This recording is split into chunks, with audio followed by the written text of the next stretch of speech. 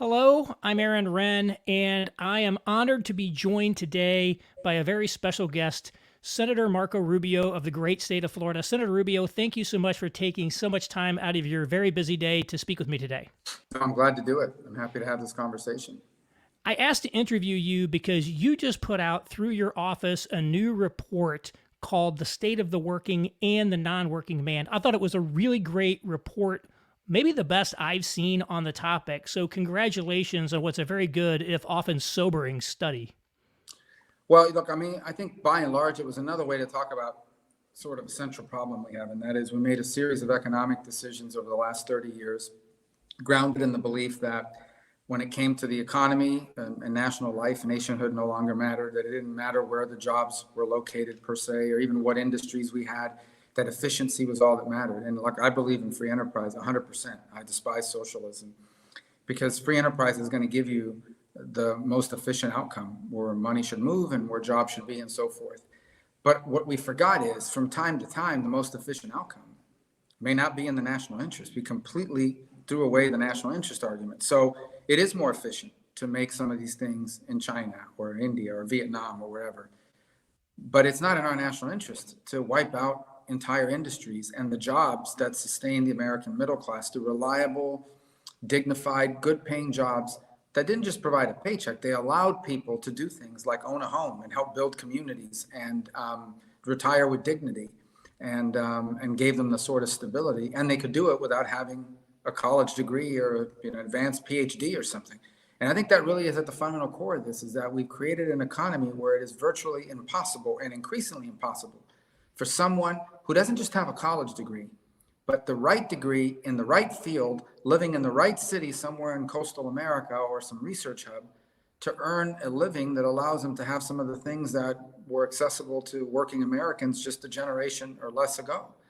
And that begins to break everything down because now people don't get married. Now people see that they see that just your willingness to work hard is not enough.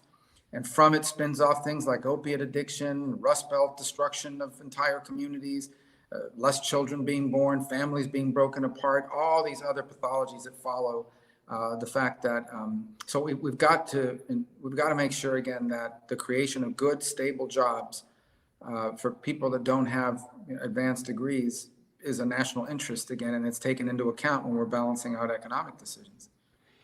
Yes, the statistic that you put in there that really struck me is that there are 7 million prime working age men. That's 7 million men ages 25 to 54 who are not in the labor force. That is, they're not even looking for work. And as you note, economists like Alan Kruger have really shown that that triggers all sorts of negative spirals for those people. Right. In terms of, suicides, not being able to get married, social isolation, and that's just the tip of the iceberg. Right. In terms of what's going on.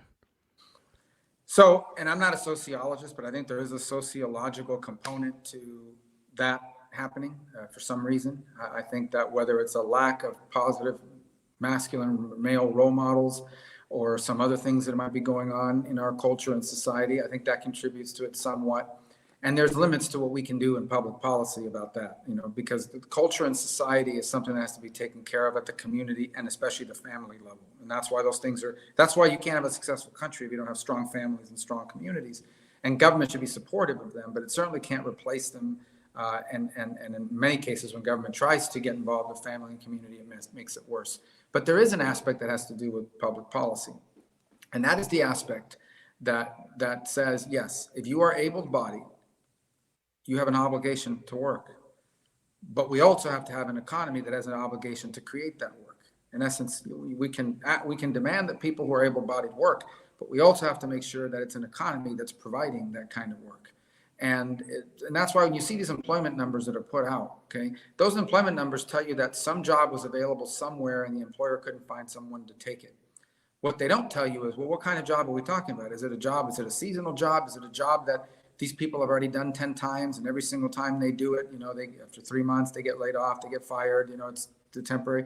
But the idea that, but it doesn't measure, are these reliable, stable jobs that allow you to say, okay, I now have enough confidence that I can get married, that I can have kids, that I can buy a home, or that I can invest in and root myself in a community.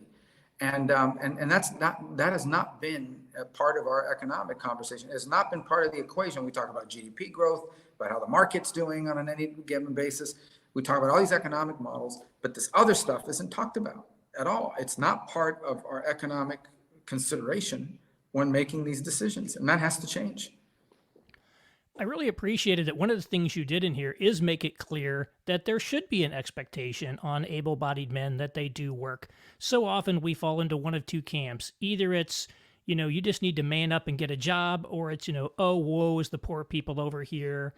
And I think what you're saying is, yes, we need to address these structural factors, but without changing the fact, which I agree with, that men should be expected to work. Yeah, there's no doubt. So if you think about it, part of it is there's this expectation, right, that you should be working. Like you should, if you're able to work, you should work. And a lot of the people that aren't will tell you, well, all the jobs that are available are not good enough. They don't pay enough. I don't like the job. I don't enjoy it, and so forth. But there is an obligation at some point to go out and work.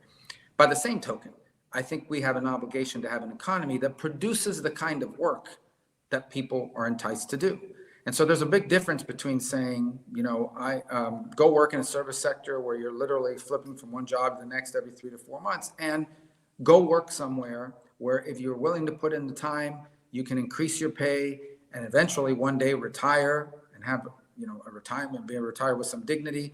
And you know that company and that employer is going to be there today. They're going to be there tomorrow. They're going to be there 10, 15, 20 years from now. That the stability that comes with that then allows you to do all these other things and build all these other things that are so important to the country.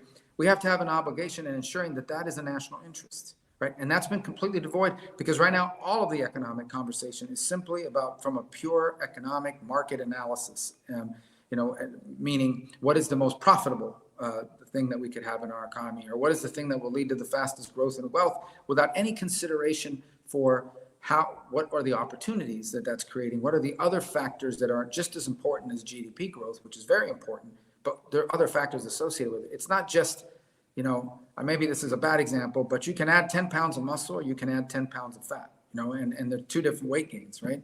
And it's the same with the economy. You can grow, but if that growth is not the kind of growth that also fuels middle class opportunity for people that aren't looking to become billionaires, they're just looking to have the kind of life their grandfather had and their father had. If you're not doing that, then you're going to have some real serious problems in your society and see families break down and all these other things that we now see and that we're being bedeviled by. Yes, we're a people who has an economy, not an economy that happens to have some people attached to it. And we have an economy, we have a market economy, but the market is a tool to serve the national interest and the common good, not the national interest and the common good to serve the market. At the end of the day, our job is to make sure that, we have a market economy because it's the greatest producer of opportunity in human history of all the models that have ever been tried. But it has to be a market economy that's used as a tool to strengthen the country and serve our national interest and the interest of our people, not the other way around, where we're all bending over backwards and sacrificing the national interest or the good, the common good for our people in order to serve a market outcome. I think we've gotten that backwards. Yes, you talked in there not just about the problems, but also about the solutions. You mentioned deindustrialization, and clearly you call for reindustrializing America.